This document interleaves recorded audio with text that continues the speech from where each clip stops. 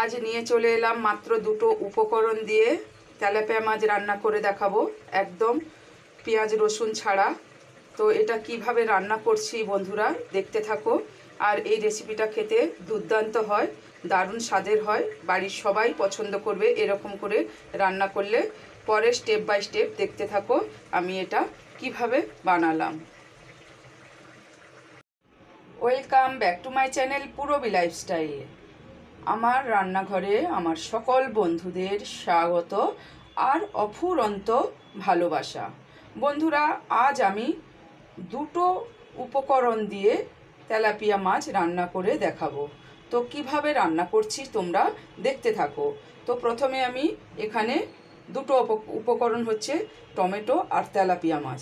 তো এটা কিভাবে রান্না করব দেখতে থাকো। প্রথমে আমি এর মধ্যে লবণ দিয়ে মাছটাকে ভালো করে নুন হলুদ দিয়ে মাখিয়ে নেব। এটাকে ভালো করে মাখাতে হবে বন্ধুরা।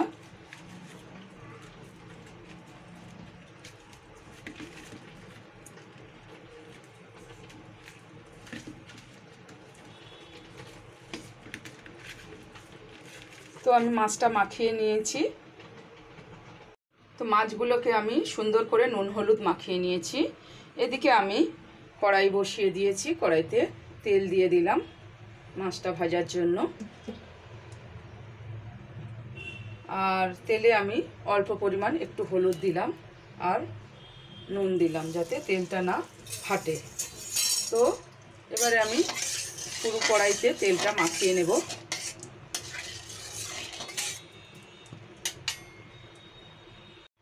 এবারে আমার তেলটা গরম হয়ে গেছে, আমি মাছটাকে আস্তে আস্তে ছেড়ে দেব।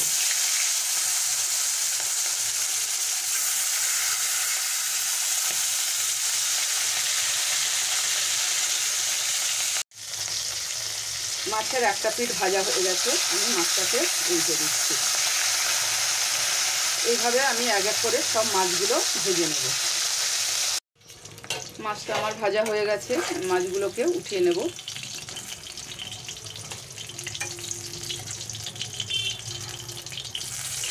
বাদ বাকি যে মাছটা আমি দিয়ে দেব।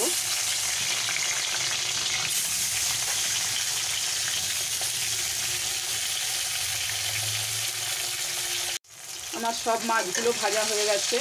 তো সব মাছগুলোকে আমি উঠিয়ে নিচ্ছি। বন্ধুরা, কম উপকরণে এই দুটো উপকরণে এই রেসিপিটা রান্না হয়, কিন্তু খেতে দারুণ লাগে। ওই তেলে আমি কালো জিরে ফোড়ন দিয়ে দিলাম আর দিলাম কাঁচা লঙ্কা।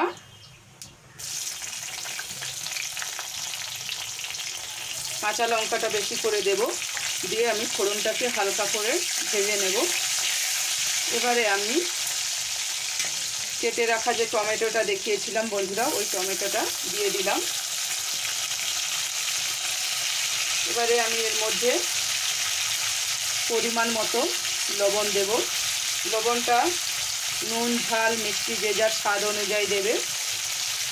তো আমি এটাকে দিয়ে এবারে আমি এটা ভালো করে রান্না করে নেব 3 মিনিট, তারপরে ফিরে আসছি। বন্ধুরা, এর মধ্যে আমি দুটো মশলা দেব। একটা হচ্ছে 1 টিস্পুন হলুদ গুঁড়ো আর 1 টিস্পুন লাল মরিচের গুঁড়ো। তো এইটুকুই দেব, আর কোনো মশলা দেব না। তো এতেই দেখবে রান্নাটা খুব সুন্দর হয় খেতে।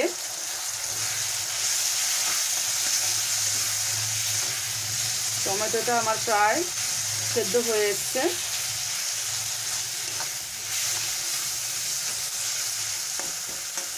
এটা লো ফ্লেমে আমি আরও টমেটোটাকে ভালো করে রান্না করে নেব। আমি 3 মিনিট মশলাটাকে কষার পরে ফিরে এলাম।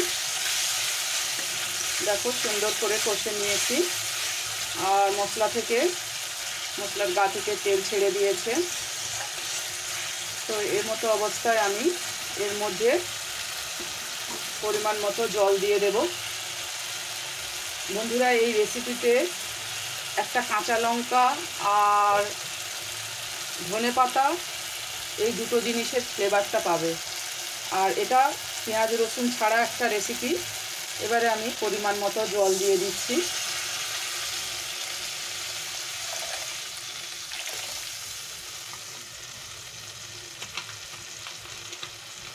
এখানে কোনো পেঁয়াজ রসুনের ছোঁয়া থাকবে না।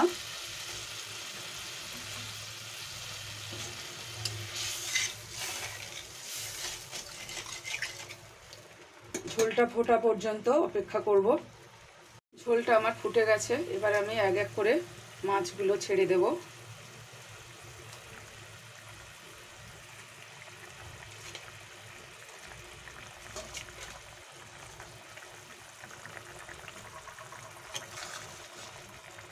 দিয়ে আমি আরও 5 মিনিট এটাকে রান্না করে নেব।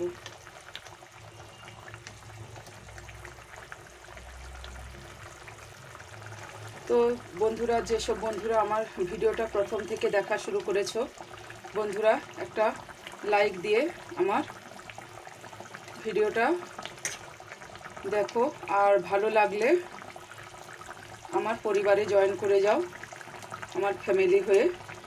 আর আমার ফেসবুক পেজে যেসব বন্ধুরা আছো, পুরবী লাইফস্টাইল ফেসবুক পেজ আছে, তো সেখানে বন্ধুরা আমার পরিবারে জয়েন করে যাও, আমার পেজটাকে ফলো করো আরও নিত্য নতুন রেসিপির ভিডিও পেতে। আমার রান্নাটা একদম কমপ্লিট।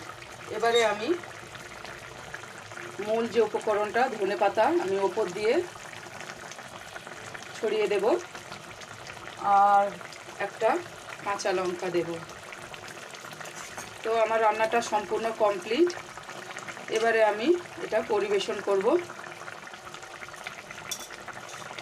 তো আমার এই রেসিপির ভিডিওটা তোমাদের কেমন লেগেছে বন্ধুরা, একটা লাইক কমেন্ট শেয়ার করে আমার চ্যানেলটিকে সাবস্ক্রাইব করে দিও, আর পাশে থাকা বেল বাটনটি প্রেস করে দিও, যাতে নতুন ভিডিও ছাড়লে তোমাদের কাছে আগে পৌঁছে যায়। তো আজ এই পর্যন্ত, আবার কোনো এক রেসিপিতে তোমাদের সাথে আমি পুরবী দেখা হচ্ছে। ভালো থেকো সবাই, সুস্থ থেকো, নিজেদের খেয়াল রাখো। ধন্যবাদ।